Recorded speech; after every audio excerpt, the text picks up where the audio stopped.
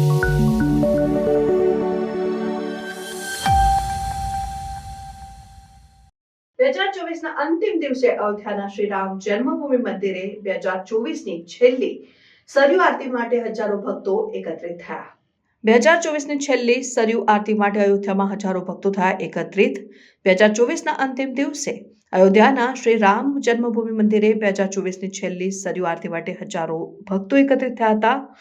પવિત્ર સરયુ નદીના કિનારે યોજાયેલ આ કાર્યક્રમ ઘણા લોકો માટે ભાવનાત્મક ક્ષણ હતી, જે વર્ષના અંતને પ્રાર્થના અને આગામી વર્ષ માટે આશીર્વાદ સાથે ચિહ્નિત કરે છે. દેશભરના ભક્તો અયોધ્યામાં ભેગા થયા. આરતીમાં લાભ લેવા માટે લાંબી કતારોમાં ઉભા રહ્યા. જય શ્રી રામના નાદ સાથે વાતાવરણ ભક્તિથી ભરેલું હતું.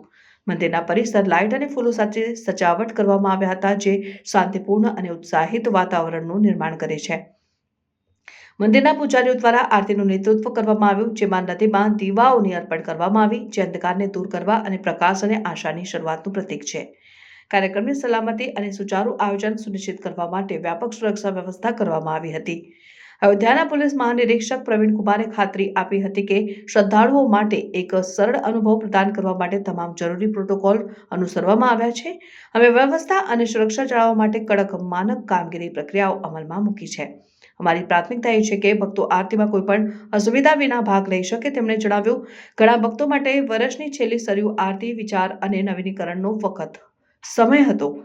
આ આરતી માત્ર એક વિધિ નથી, તે આવતા વર્ષ માટે આશીર્વાદ મેળવવા અને ગયા વર્ષ માટે આભાર વ્યક્ત કરવાની ક્ષણ છે. એક ભક્તે જણાવ્યું, આ કાર્યક્રમમાં અનેક મહાનુભાવો અને સ્થાનિક અધિકારીઓએ પણ ભાગ લીધો, જેમણે પ્રાર્થના કરવામાં ભીડમાં જોડાયા. જ્યારે અયોધ્યાની સરયુ આરતી હાઇલાઇટ હતી, ત્યારે દેશભરમાં સમાન ઉજવણીઓ જોવા મળી. વારાણસી અને હરિદ્વાર જેવા શહેરોમાં ભક્તો નદીના કિનારે આરતી કરવા માટે ભેગા થયા, જે ધાર્મિક ઉત્સાહ સાથે વર્ષના અંતને ચિહ્નિત કરે છે. આ કાર્યક્રમોએ ભારતીય સમાજમાં આવા વિધિઓના સાંસ્કૃતિક અને ધાર્મિક મહત્વને રેખાંકિત કર્યું. જેમ આરતી પૂર્ણ થઈ, તેમ ભક્તો શાંતિ અને આશાવાદ સાથે વિખેરાઈ ગયા. આ કાર્યક્રમ માત્ર 2024ના અંતને જ નહીં, પરંતુ આશાવાદી અને સમૃદ્ધ 2025 માટે ટોન પણ સેટ કરે છે. અમે પ્રાર્થના કરીએ છીએ કે આવતા વર્ષમાં દરેકને શાંતિ, આરોગ્ય અને સમૃદ્ધિ મળે.